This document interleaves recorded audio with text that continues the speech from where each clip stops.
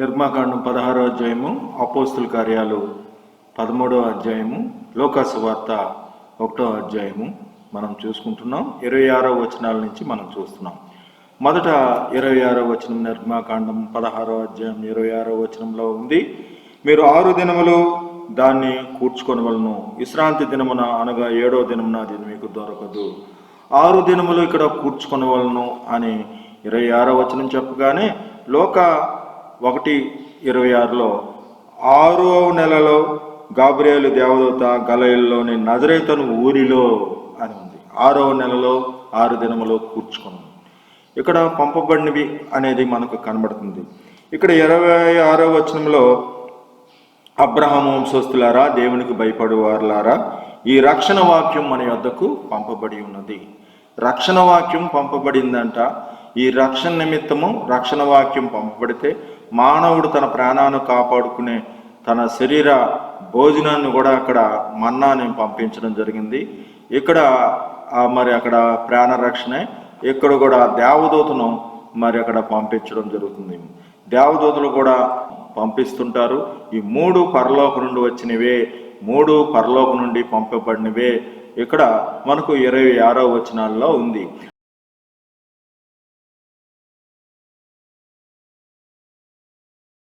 అలాగే 27వ వచనంలో చూస్తే 7వ దినమున మీరు దాన్ని కూర్చుకొనకూడదు అంటున్నాడు. అట్లు జరిగిను. అయితే కొందరు 7వ దినమున దాన్ని కూర్చుకొని వెళ్ళగా వారికి ఏమీ దొరకకపోయాను. 7వ దినాన్న వారికి ఏమీ దొరకలేదట. కూర్చుకొని వెళ్ళగా అంటే మాట, దేవుని వాక్యము నెరవేరుట అనేది ఇక్కడ కనబడుతుంది. ఇక్కడ కూడా దేవుడు ఆది నుండి చెప్పబడిన ప్రవచనాల ప్రకారం వారు గ్రహించినా గ్రహించకపోయినా వారు ఆ ప్రవచనాలు నెరవేర్చినట్లు 27వ వచనంలో ఆయనకు శిక్ష విధించుట చేత ఆ వచనంలో నెరవేర్చిరి. కాబట్టి అండి, వారికి తెలిసో తెలియకపోయినా ఆ ప్రవచనాలు నెరవేర్చారు. ఇక్కడ ప్రవచనం నెరవేరింది. మరి ఇక్కడ నెరవేర్చవలసింది ఏంటంటే 27వ వచనం మాటకు మరి కట్టుబాటు మాట అండి. దావీదు వంశస్థుడైన యోసేపుకు ఒక పురుషునికి ప్రదానం చేయబడిన కన్యక వద్దకు దేవుని చేత పంపబడిను. ఆ కన్యక పేరు మరియా. అక్కడ ప్రదానం చేయబడడం కూడా కట్టే. మరి అక్కడ దేవుని చేత పంపబడినట్టు ప్రత్యేకంగా దేవుని చేత జరిగిన పనులు 27వ వచనంలో ఉంది. దేవుని చేత జరిగింది ఏమిటి అంటే అక్కడ ఆహారం దొరకలేదు 7వ దినాన్న. ఇక్కడ దేవుని చేత జరిగింది ఏంటంటే వాళ్ళకు ఎరక్కపోయినా శిక్ష విధించడం చేత పాప పరిహారం నిమిత్తము మరి లోక పాపములు మోయు దేవుని గొర్రెపిల్లగా వచ్చిన ఆయన్ను సిలువ వేశారు. ఎరిగి ఉంటే ఆయన్ను సిలువ వేయరు. కాబట్టి దేవుని చేత అది జరిగినట్టు, ఎరక్కపోయినా ప్రవచనాలు నెరవేర్చిరి అనే విధంగా కూడా కనబడుతుంది. కాబట్టి దేవుని చేతే పంపబడడం ఇక్కడ మనకు దేవదూత గురించి కూడా 27వ వచనంలో ఉందండి. కాబట్టి 28వ వచనంలో మరి ఆయనతో సమ్మతి ఎంతవరకు ఉన్నాము, సమ్మతి అనేది 28వ వచనంలో లోపలికి వచ్చి ఆమెను చూచి, దయాప్రాప్తురాలా, నీకు శుభము, ప్రభువు నీకు తోడై ఉన్నాడు. కాబట్టి ప్రభు మనకు మరి తోడై ఉన్నాడు, నిజమే. మరి దయాప్రాప్తురాల, ప్రభువు నీకు తోడై ఉన్నాడు. ప్రభు ఎప్పుడు మనకు తోడుగా ఉంటాడండి. మరి ఆయనకు మనము ఏ రీతిగా మరి సహకరిస్తున్నాము, ఆయనతో ఏ రీతిగా మనము అనుకూలిస్తున్నాము, ఆయనతో మరి ఏ రీతిగా సమ్మతి కలిగి ఉంటున్నాం. ఆయన అంటున్నాడు 28వ వచనంలో, ఇక్కడ ఎన్నాళ్ళ వరకు నా ఆజ్ఞలు అనుసరింపక మరి తిరగబడతారు, ఎన్నాళ్ళు మట్టుకు నన్ను విసర్జిస్తారు, నిత్యముగా ఇక్కడ ఏం చెప్తుంది, ఎన్నాళ్ళ వరకు నా ఆజ్ఞలను నా ధర్మశాస్త్రం అనుసరించ నడవనలకు ఉంటారు అని అడుగుతున్నారు. మరి మనం ఆయన ప్రేమించినట్లయితే ఆయన ఆజ్ఞలను గైకుంటాం. మరి ఆయన్ని అనుసరిస్తున్నామా అంటే ఆయనతో సమ్మతి లేదు. మరి ఆయన ఆజ్ఞలంటే మనకు ప్రేమ లేదు, ఆయనన్నా ప్రేమ లేదు. కాబట్టి ప్రభు మనకు తోడుగా ఉండటానికి సిద్ధంగానే ఉన్నాడు. ఆయన మనం అనుసరిస్తున్నామా? ఎన్నాళ్ళు నన్ను అనుసరించకుండా ఉంటారంటే హేతువేమీ లేకపోయినా, మరి అక్కడ శిక్షకు కలగటానికి హేతువేమి, మరణానికి తగిన హేతువేమీ కనబడకపోయినా ఆయన చంపవలనని వారు పిలాతును వేడుకొనేరి. పిలాతు విడుదల చేయాలని ఎన్నోసార్లు ప్రయత్నం చేశాడు. ఈయనలో ఏ నేరం లేదని చెప్తున్నాడు, ఇతను నీతిమంతుడు అని చెప్తున్నాడు. సరే, పండగకు ఒక మనిషిని విడుదల చేయాలంటే అప్పుడు కూడా అలాగా విడుదల కాకూడదు అని కోరారు. పోనీ దెబ్బలు కొట్టి వదిలిపెడతానంటే దెబ్బలు కొడతా వదిలిపెడతానికి కూడా వారు ఒప్పుకోలేదు. కాబట్టి హేతువు లేకపోయిన పిలాతును వారు మరి కోరుకున్నారు, మరణానికి అప్పగించారు. కాబట్టి అక్కడ దయ లేకుండా, ఆయన్ని అనుసరించకుండా, అసలు కారణం లేకుండా ఎంత దయగల కార్యాలు చేసినా ఆయన కార్యాలు, ఆయన స్వస్థతలు, ఆయన అద్భుతాలు వీటి యందు సమ్మతించలేదు. ఆయన తన స్వకీయుల యొద్దకు వచ్చిన కానీ స్వకీయులు ఆయన్ను అంగీకరించలేదు. దేవుడు లోకాన్ని ఎంతో ప్రేమించి, మరి ఆ ప్రేమ గల మరి దేవుడు లోకాన్ని ఎంతో ప్రేమించి ప్రేమతో తాను ప్రేమించిన లోకాన్ని దగ్గరికి మనుషులను పంపిస్తే వారు ఇతడు ప్రియకుమారుడని కొట్టి మరి ద్రాక్ష తోట వెలుపల మరి చంపి పడివేశారనేది చెప్పిన విధంగా మరి ఏమాత్రం అనుసరించలేదండి. ఆ రీతిగా మనం ఈ రకంగా 28వ వచనాల్లో మనకు కనబడుతుంటే,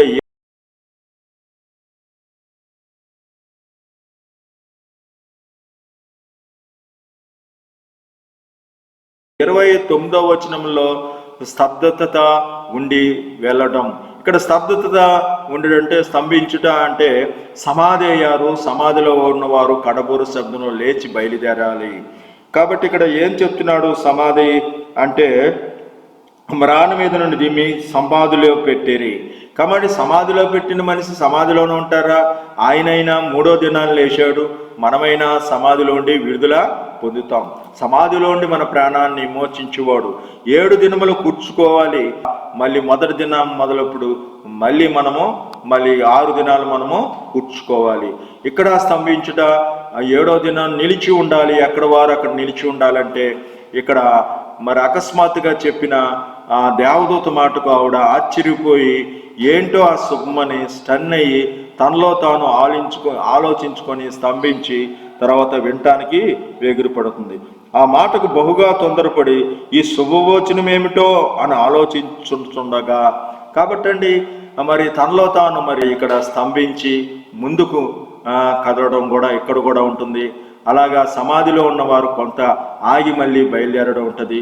అక్కడ 7వ దినాన్ని నిలిచి ఉండి తర్వాత ఎప్పుడు వల్లే మళ్ళీ ముందుకు సాగిపోవడం అనేది ఈ 29వ వచనాల్లో ఉంటే,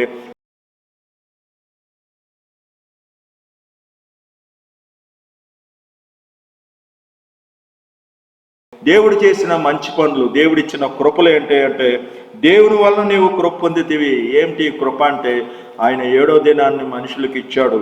7వ దినాన్న ప్రజలు విశ్రమించిరి. 7వ దినాన్న ప్రజలు విశ్రమించకపోతే ఆ దినంగా, ఆ శుభదినంగా ఆ రకంగా మనకు ఇవ్వకపోతే మనుషులు మానసిక వ్యాధిగ్రస్తులు అవుతారు.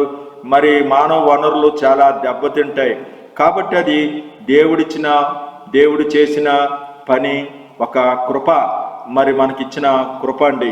ఆ రీతిగానే ఇక్కడ కృపగల పని ఏంటి అంటే, దేవుడు మృతుల్లో ఉండి ఆయనను లేపాడు. ఆయన మృతుల్లోండి లేకపోతే మనకు పాపం మీద జయం రాదు. ఆయన మృతుల్లోండి లేకపోతే మనం కూడా మృతుల్లోండి లేవం. కేవలం పాపాలు మాత్రమే క్షమించబడతాయి, మనం మృతుల్లోండి లేవము. పాపం మీద మనకు జయము కూడా రాదు. కాబట్టి 31వ వచనంలో ఇక్కడ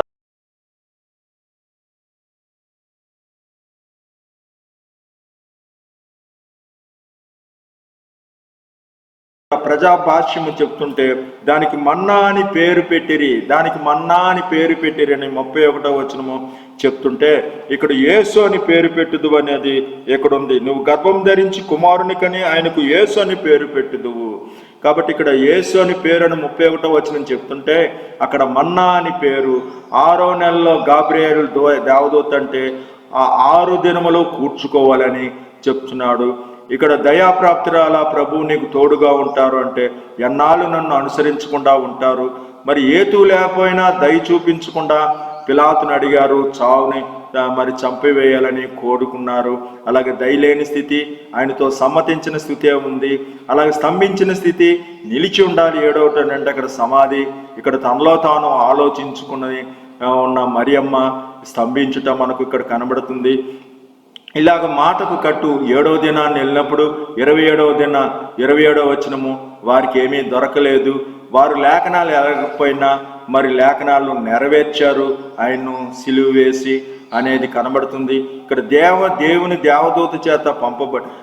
చేత పంపబడిన దేవదూత ఉండి ఆదిలో సంకల్పించిన మరి చిత్తమే నెరవేర్చడం, ప్రదానం చేయబడ్డము అది వాక్యం చేతనే. అలాగే మరి దేవుడి చేత జరిగే మరి పనులే 27వ వచనాల్లో ఉండడం మనకు కనబడుతుంది. ఆ రీతిగానే మనకు 30వ వచనం దేవుని వలన కలిగిన కృప, మరి విశ్రాంతి దినము, అక్కడ మృతుల్లోండి లేవడం, అపోస్తుల కార్యాలలో దేవుని వలన కృప పొందితివనే లైకు సరిపోతుంది. ఇక్కడ ఈ మన్నా అని పేరు 31వ వచనం రాగానే ఇక్కడ యేసు అని పేరు. ప్రజల ఎదుట సాక్షులై ఉన్నారు. భాష్యము, ప్రజాభాష్యము, ప్రజా పలుకు అనే దానికి సరిపోతుంది. యేసు అంటే రక్షకుడు అనేది అర్థమండి. ప్రజలు ఏమి పలుకుతున్నారు అనేది 31వ వచనం. 32, 33 వంశావళిలే వస్తాయి,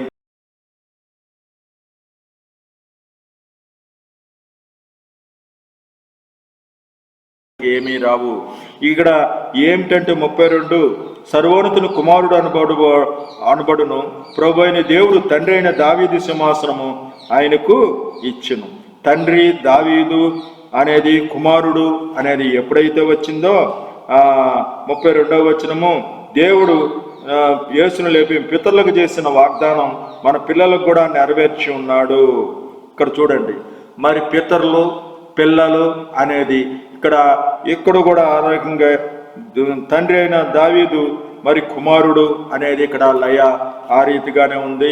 అలాగే 32 ఇక్కడ మోషేతో దేవుడు ఆజ్ఞాపిస్తున్నాడు, మీ వంశస్థులు చూసినట్లు తమ యొద్ద ఉంచుకున్నట్లు మరి మీ వంశస్థులు పుట్టబోయే మీ వంశస్థులు చూసినట్లు ఆ మన్నాని దాయాలి అని చెప్తున్నాడు. ఇక్కడ వంశస్థులు 33లో కూడా మీ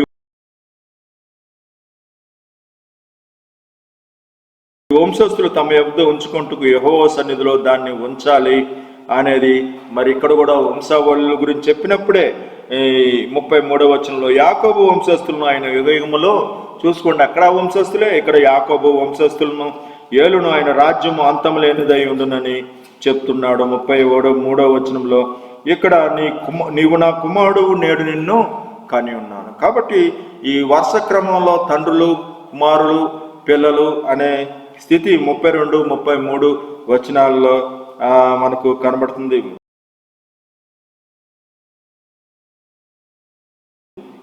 ఆ రకంగా 34వ వచనం నీ పరిశుద్ధిని కుళ్ళు పట్టనివ్వు అనేది ఉండి పవిత్రమైన వరము నమ్మకమైనవి అనేది, పవిత్రమైన వరము నమ్మకమైనవి పరిశుద్ధిని కుళ్ళు పట్టనివ్వు అంటే ఇగో నేను పురుషుని ఎరగని దాన్నే ఇదెలాగు జరుగునని నమ్మకత్వం గురించి, పవిత్ర వరం గురించి, కుళ్ళు పట్టనివ్వు అనే దాని గురించి మనకు ఇక్కడ వచనం మనకు సరిపోతుందండి. నేను 34వ వచనం నేను పురుషుని ఎరగని దాన్నే ఇది ఎలాగో జరుగునంటే ఇక్కడ 30 సాక్షిపు మందసము ఎదుట దాన్ని ఉంచాలి.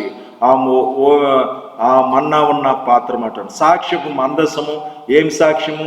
నమ్మకమైన సాక్ష్యము, పవిత్ర వరము, కుళ్ళు పట్టని ఆ పవిత్రత, సాక్ష్యము కలిగి ఉండడము. మరి నమ్మకమైనది అనేది కూడా మనకు 34వ వచనాల్లో కనబడితే 40 ఏండ్లు మన్నానే తినుచూ ఉండేరి. ఇశ్రాయేలు నివసించవలసిన దేశము తాము వచ్చు వరకు 40 ఏండ్లు మన్నానే, 40 ఏళ్ళు మరి లక్షల మంది, ఇంచుమించు 35 లక్షల మందికి పైగా జనాభాకి ఆయన మరి ఆహారము మరి ఏ రీతిగా 40 సంవత్సరాలండి, 35 లక్షలు అంటే ఒక జిల్లా మరి జనాభా అది. ఆ పెద్ద జిల్లాలు పాతకాలంలో జిల్లాలు లాంటివి. అంత పెద్ద జిల్లాకి మరి ఎన్ని వందల ఎకరాలతో మరి కష్టపడి పండితే కానీ ఒక సంవత్సరం పంట రాదే.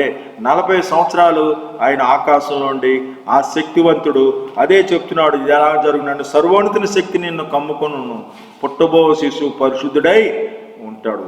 శక్తి గల దేవుడు మరి పరిశుద్ధంగా కుమారుడు పుట్టేటట్టు పరిశుద్ధాత్మ చేత మరి పురుషుడు ముట్టకుండానే ఆమెడికి మరి కుమారుణ్ణి ఇవ్వడం జరుగుతుంది. అయితే ఇక్కడ అదే శక్తి గల విషయాల గురించి చెప్తుంటే 35 నీ పరిశుద్ధిని కుళ్ళు పట్టనివ్వని ఆశ్చర్య కార్యాలు 35వ వచనం అండి. 40 సంవత్సరాలు మరి వారికి 35 లక్షల మందికి మరి ఆ యొక్క పగటిపూట మేఘస్తంభం, రాత్రిపూట అగ్నిస్తంభం, బండలోండి జలాలు ఇచ్చిన దేవుడు, ఆకాశంలోండి ఆహారం 40 నెలలు కాదండి, 40 సంవత్సరాలు ఇంచుమించు 35 లక్షల మంది పైగా జనాభాకి ఆయన ఇవ్వడము జరిగిందండి. ఇది ఇంత శక్తివంతుడైన దేవుడు. ఆ శక్తి చేతనే పరిశుద్ధాత్మ చేత మరి స్త్రీ పురుష కలయిక లేకుండా శిశువుకు సర్వోన్నతుని శక్తి అనేది అక్కడ కూడా ఉంది. మరి పరిశుద్ధిని కుళ్ళు పట్టని ఏడు అనేది ఉంది. ఆ శక్తివంతుడే కుళ్ళు పట్టని లేదు. ఆ శక్తివంతుడే మరి 40 సంవత్సరాలు వారికి ఆహారం ఇచ్చాడు అనేది ఈ 35వ క్రియ వచనమైతే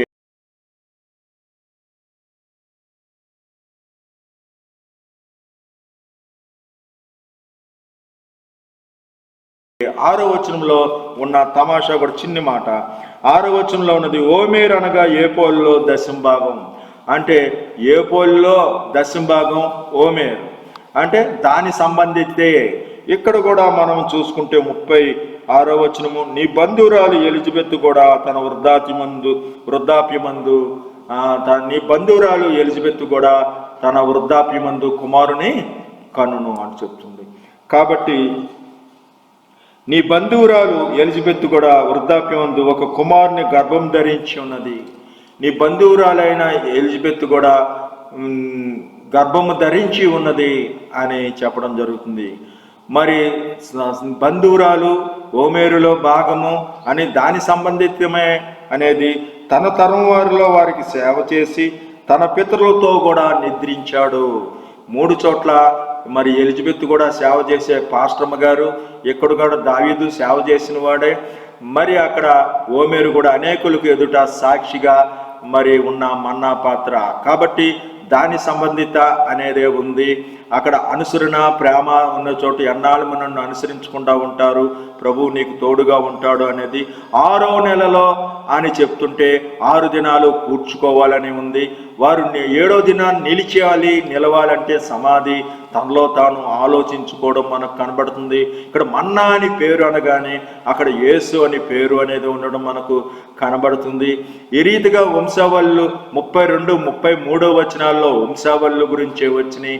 అలాగే సాక్ష్యం మందసము ఎదుట ఉండాలంటే నమ్మకమైనవి, పవిత్ర వర్మము, పరిశుద్ధిని కుళ్ళు పట్టనీయుడు అంటే అక్కడ మరి నేను పురుషుని ఎరగిన దాన్ని ఇది ఎలాగ జరుగునని నమ్మకమైన సాక్ష్యము మందస్సము ఎదుట ఉండాలనే సాక్ష్యాల గురించి మనకు అక్కడ 35వ వచనాల్లో మనకు 34వ వచనాల్లో సాక్ష్యం మందస్సం ఎదుట ఇక నమ్మకమైన వరము అనేది కనబడుతుంది.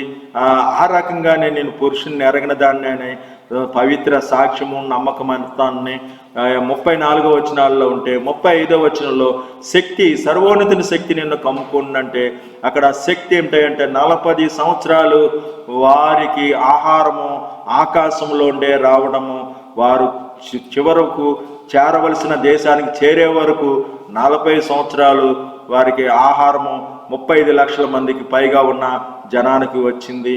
ఇక్కడ నీ పరిశుద్ధిని కుళ్ళు పట్టనేయకుండా ఉండడము అది శక్తి. 35లో శక్తి ఉంటే 36లో ఓమేర్ అనగా ఏపోలో దశంభాగం అంటే నీ సమీప బంధువురాలు మరి ఎలిజబెత్ కూడా గర్భవతి, ఇక్కడ వారిలోని భాగం కాబట్టి తన సమీప బంధువైన ఎలిజబెత్ కూడా గర్భవతి అయినది. కాబట్టి బంధువురాలు ఎవరు? మరి వారిలోని భాగమే.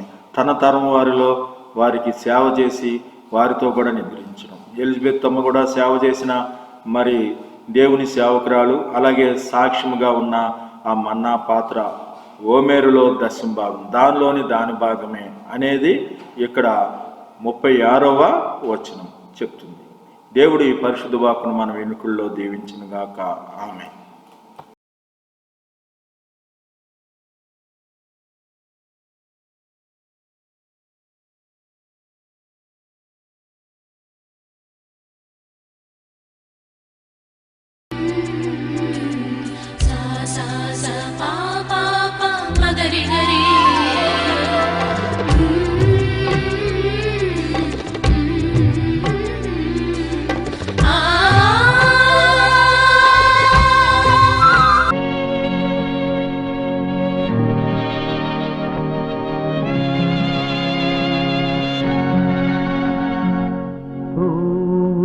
కన్నా పున్నమి వెన్నెల కన్నా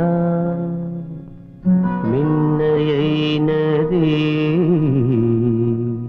పసిడి కుసుమం. ఎవరు ఎవరు ఎవరి సలలిత గాత్రి, ఎవరో ఎవరో ఇంకెవరో కాదు పరమ పావని మరియా, ఈ కన్య మరియా.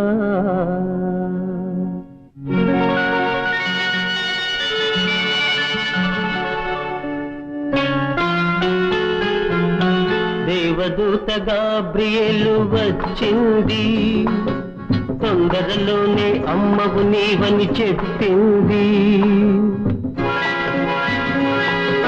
పరిశుద్ధ ఆత్మతోనే చూలాలివై దైవ కుమారుడు నీ ఇంట వెలసేనమ్మ అని ఆశీస్సులు సగింది ఆ దేవత, ఆ దేవత.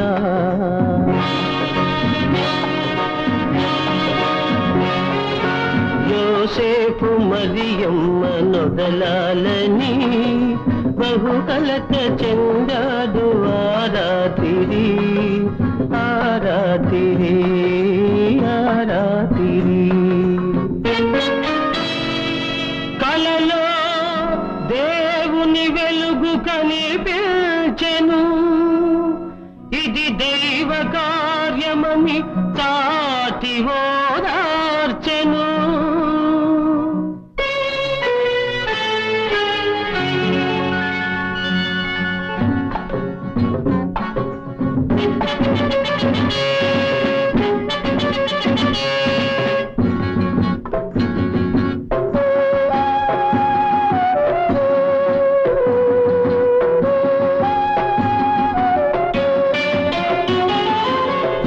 సంకలిచ్చుటకు అలసి సొలసి దంపతులు నడవలేక నడిచారు బెత్లెహేము పురమునకు, నడవలేక నడిచారు బెత్లెహేము పురమునకు.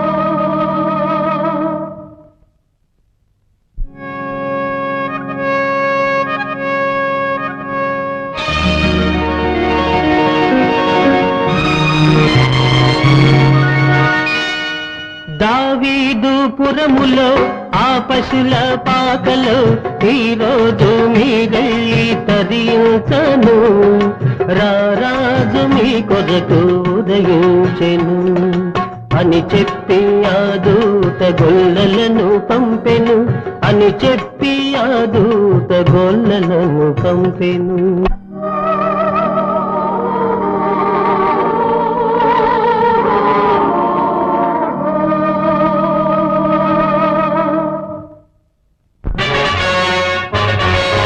హేరోదు రాజా నమో నమో, రాజాధిరాజిత జనియించెను, ఆజాడలిమ్మని జ్ఞానత్రయం కోరగా రేగిల్ది హాలాహలం.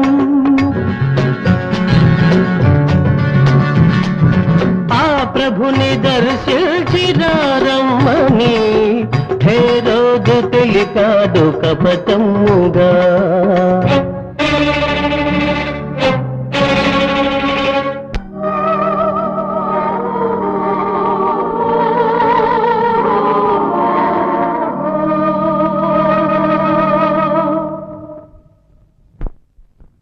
జ్ఞానులకెదురై వేరే దారుల బొమ్మంది, దూత చెప్పిన మాట మేరకు ముగ్గురి పయనం సాగింది, ముగ్గురి పయనం సాగింది, ముగ్గురి పయనం సాగింది.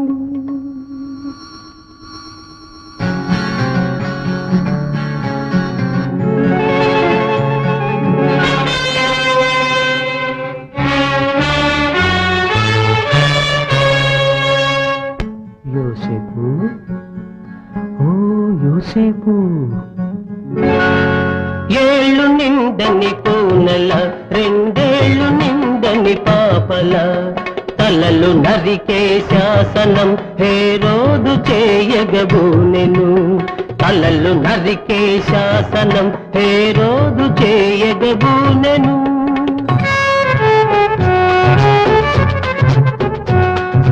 యేసును ఎత్తుకొని ఈజిప్టుకు నీవు వెళ్ళి చేరవయ్యా, వెళ్ళి చేరవయ్యా, దేవుని కబురు వచ్చే వరకు అసటే ఉండవయ్యా, అసటే ఉండవయ్యా. దూత చెప్పిన మాటలు నమ్మి బయలుదేరినారు, వారు బయలుదేరినారు.